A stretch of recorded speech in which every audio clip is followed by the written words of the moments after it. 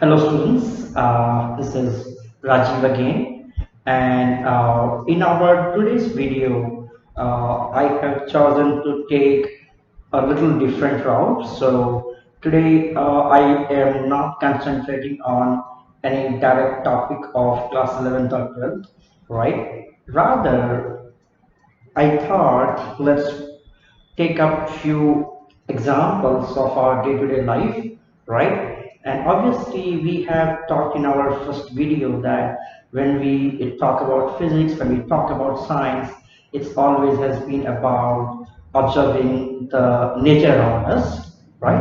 And obviously asking a lot of why this thing behaves in a particular way, how these things are related, and things of that nature. And I thought, let me also discuss few conceptual questions, right? So I think a lot of them you guys might also be pondering about. You might be knowing. If you know, great. If you don't know, then obviously I will open up this as a launch pad for that series. And I will name it as let's think the physics way. Okay, and when I in this series, let's think the physics way. Here I'll be talking about few phenomena which we observe in our day-to-day life, and we will just try to understand it the physics way, or we would realign our thought process the physics way. We are not aiming to derive formulae for them. We are not looking for to solve any equations for them. But then we just want to understand what could be the physical relationship among the physical quantities, in that particular phenomena. Okay, so let's get started, and let us begin with a very simple and common example. Okay, so let's assume this is a wall, right? And I am assume that it's 100% vertical. Okay, okay. And if I were to fix a nail to it to hang a photograph, right, or a frame, photo frame, I have three options. I can probably fix the nail like this. Option one. Option two could be this is my wall and I fix the nail horizontal.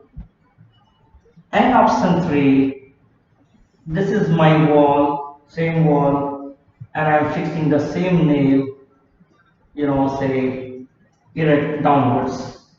Okay, and I want to hang a photo frame of say 1 kilo, right?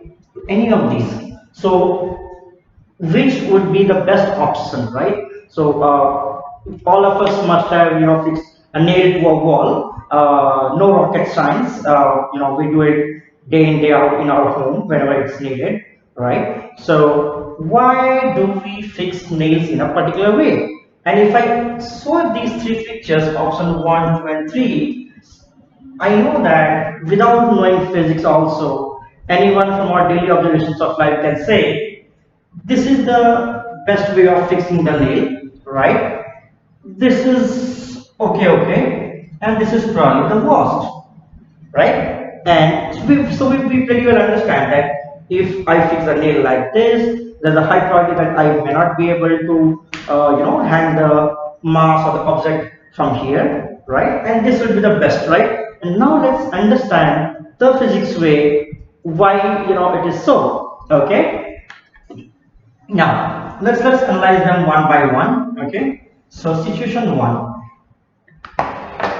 So for situation one, understanding situation one, let's understand what are the forces that are involved. And I'm assuming that in all the three cases I have attached the same photo frame to all these three nails. Okay. So if I am attaching photo frames to all these three nails, right? And suppose I denote a nail with this dot. Okay. So let us see what are the forces that are applied, that are getting applied on this nail. So obviously, due to its mass m, it is getting pulled by the gravitational force with a force mg vertically downward, right? What else? Okay, so this is in contact with this nail in an erect direction. So obviously, nail would be putting a normal reaction in this direction on the object, right? So this would be the normal reaction that the object will be getting from the tip of the nail, right? Now, let us, so this is situation one. Situation two, the value of mg remains same, no change to it, right? And this is the direction in which it will be getting normal reaction. Whether they are same or not, we don't get know. Okay? And in the third case, okay, because it will be hanging here, so obviously, your gravitational force doesn't change, and wherever is the the two surfaces are touching, right? So normal reaction is always perpendicular to that, right? So normal reaction would be in this direction. Okay. Now let us analyze all these three situations. Okay, and we would resolve these vectors into their orthogonal components and try to understand. Okay. So resolving this normal reaction, it will be like this, right? So okay, so I am not going to, okay, if the angle is theta, we know that this will be n cos theta, if this angle is theta, and the other one would be n sin theta. Okay, but as I said, we are not going to do much of calculation here. Let's just try to understand.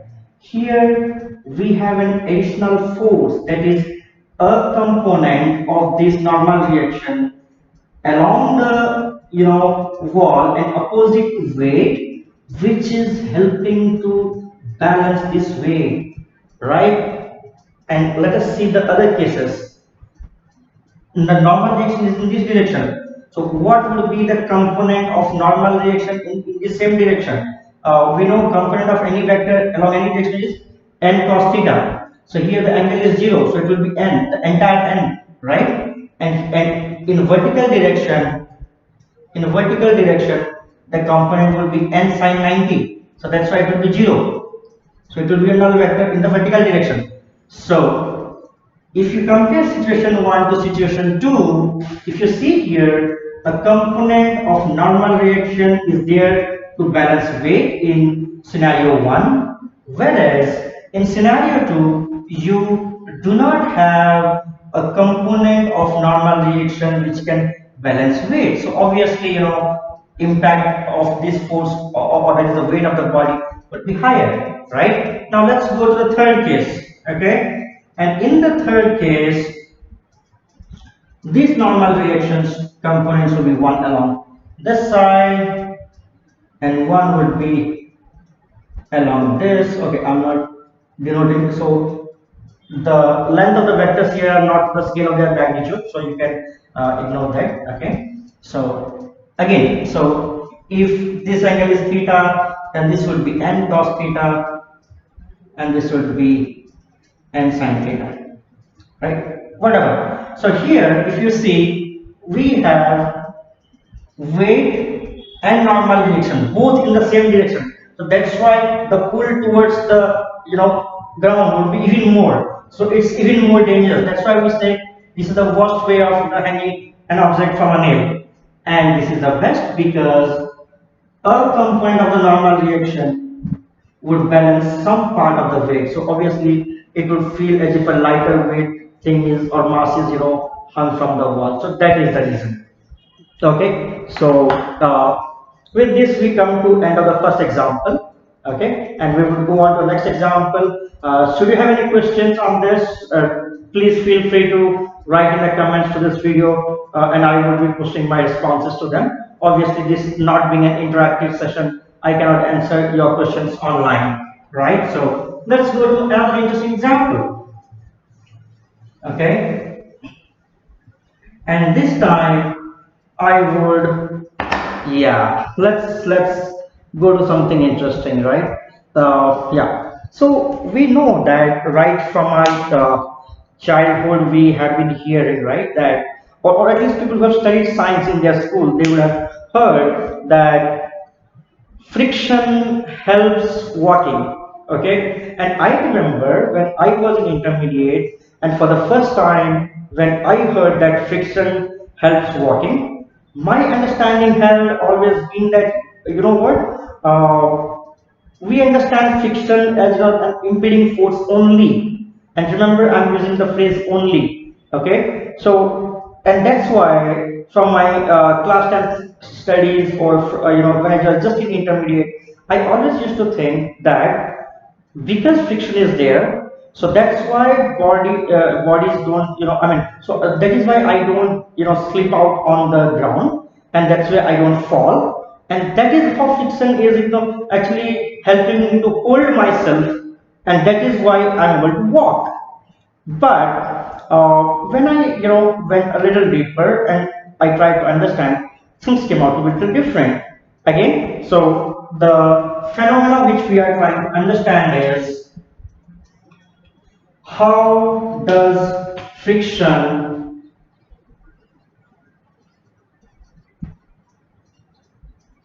help walking? Okay, so the first myth which we have, eliminated in the mythbuster, that is, it's not that because there's a friction between your foot and ground, right? You are able to balance yourself and you are not falling down. You are kind of fixed like a nail on the wall, and that is helping you walking. No, that's not. And here we would see that how friction is not always an impeding force, and it will also actually help in movement. And rather, I can tell you that, had there been no friction between any of the tires, right, and ground, no vehicle in this world will have been able to even, run on ground. Okay, so yeah, and let's understand how does it happen. Okay, so let's say this is ground. Okay, and have you ever observed, and you may now concentrate on me for some time, or maybe if you want to do a role play, you can do it yourself, right? That when you are trying to walk, just give it a try. That, don't bend your leg at all and try to walk. That's not possible. You may try, but that's not possible. Okay, and let us understand why and how. Okay, so when we are trying to walk, this is what we do. Suppose, and I'm not great at my drawing, so excuse that part. Okay, so this is our foot, and we press ground in a direction like this. Okay, and you can try it while you are walking, while okay, and you will find the same. So we push ground like this. That is all we do, nothing more. We just do one activity. We push ground in an angle like this. If I want to walk in this direction, why? Let's understand. Okay, so if I'm pushing ground like this, right? So I know that, all of us would have already studied Newton's third law of motion during our class 10, that to every action there's an equal and opposite reaction, right? So if I'm friendly to you, you would be friendly to me. If I am really irritated on you, you would be irritated on me, and things of that nature, right? So yeah, very well goes hand in hand with the laws of physics also. That when I'm trying to push the ground in this direction, effectively what am I doing? If I resolve it into the vector components, right? So one component is around this side, and the other component would be along this side, right? So when I'm trying to push my leg in this direction on the ground, so with this vector, that is, towards this direction, right? I'm trying to slide my leg against the ground in this direction. Now, let us go back to your definition of friction. What do we know? That friction is, in a layman's term, a force that comes into play when a body slides on another, right? Or tends to slide on another. So this is exactly what is happening here. That by pushing ground in this direction, you are actually trying that a component of that, right? So what if this angle is theta, then say you can say your applied force Fa, then this would be your Fa cos theta, right? So with this force, you are trying to slide your leg along the ground, right? So what is the force that would come into picture? So because of the friction between your leg and the ground, okay, your body gets a force from this surface in this direction, which is nothing but friction, and this is the force which helps you walk. Now, yes, obviously, and why do you get this force?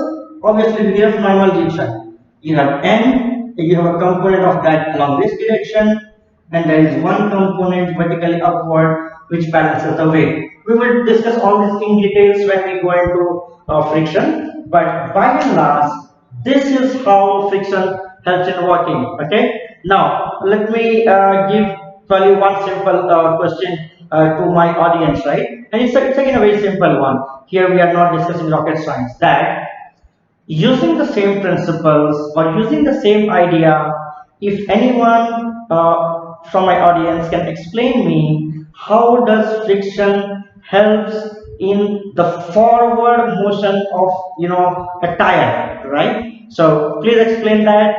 Upload your video as a response to it, or you want to send it down to my mail id catrally34@gmail.com. You can do it, or you want to post it as a response to this video. Please do it. So the question I repeat is, how does friction helps in letting the tire of a moving vehicle move forward? Okay, and I am giving a hint that is similar to this thing. Okay, now let's go to phenomena 3. Okay, yeah, again an interesting thing, right? So yeah, we have heard that it's always advised to take small steps on ice or other slippery surfaces. So let us try to understand what is the reason behind that. And obviously, the reason is a continuation of what we discussed in the previous example, right? So remember, friends, if my leg direction is like this, and if I'm pressing down like this is option one, this is option two. Tell me in which option I would be able to take a longer step, right? And assuming that I'm pressing ground with equal force in both the scenarios, then obviously in this situation I would be able to take smaller steps, and in this situation larger steps, right? So now the reason why it is advised to take smaller steps will be very obvious. Let us divide these into its vector components, right? So if you are taking smaller steps, this is what it will be, right? And if you are taking larger steps, this is how your vector component resolution look like, right? So here with force F1, you are trying to slide your leg on the ground, and here with capital F1, you are trying to slide your leg on the ground. Now, the two surfaces which are in contact, that is ground and your leg, that is same, it's not changing. So which means the coefficient of friction between those two bodies would be same, because coefficient of friction is predominantly by any pair of bodies which are getting to either slide on each other or tending to slide on each other, right? So between ground and your leg, coefficient of friction would not change. So obviously that means here you would, whatever you get as the frictional force, right? It may be good enough to balance this and you would not fall, but assume that this is the final frictional force only you will get. So if I have a vector of this size here, then the resultant would be something this much on this side, because law of vector addition says if I have vector f1 of this size, vector f2 of this size, and I am subtracting this vector minus this vector, so effectively I can say I can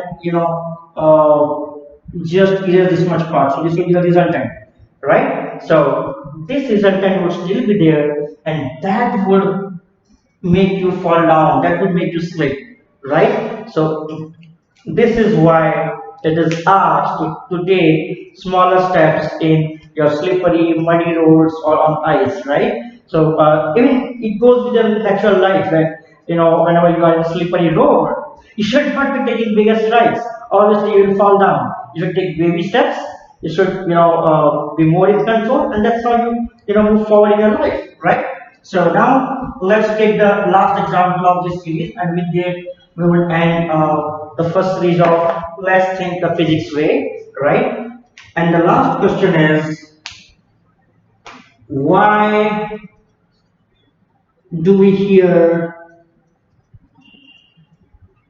a tripod stand, but we don't hear a bipod stand, right? Or for that matter, if you are actually trying to pull a tent, you still fix it in three directions, right? Anything that you want to fix, you always balance them in three, right? Or if you are doing a bonfire after your college days, you want to have fun with your friends, and we just stack